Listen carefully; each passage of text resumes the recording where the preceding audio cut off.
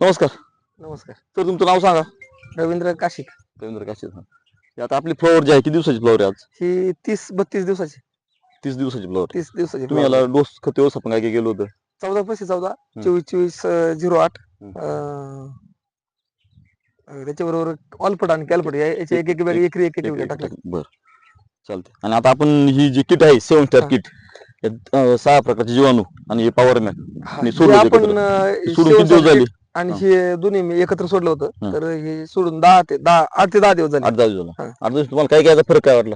याचा फरक असा वाटला, पानं रुंद झाली हं. आणि ह्या सगळ्यात पांढरी मुळी जी दिसते आताची हा, हा. ही जी पांढरी मुळी हं. ही मला आतापर्यंत कोणत्याच पिकात एवढी पांढरी मुळी दिसली नव्हती. हं.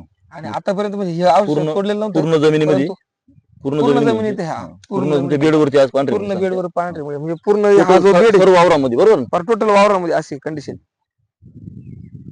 आणि एवढी पांढरी मुळी याच्यानंतर आधी बरेच युमिक ऍसिड वगैरे सोडले, हं. पण एवढी पांढरी मुळी हे औषध सोडल्यानंतर मला पहिल्यांदा दिसली. चालते. तुम्हाला किटचा रिपोर्ट चांगला आला. किटचं एकदम बरोबर. जबरदस्त रिझल्ट आहे.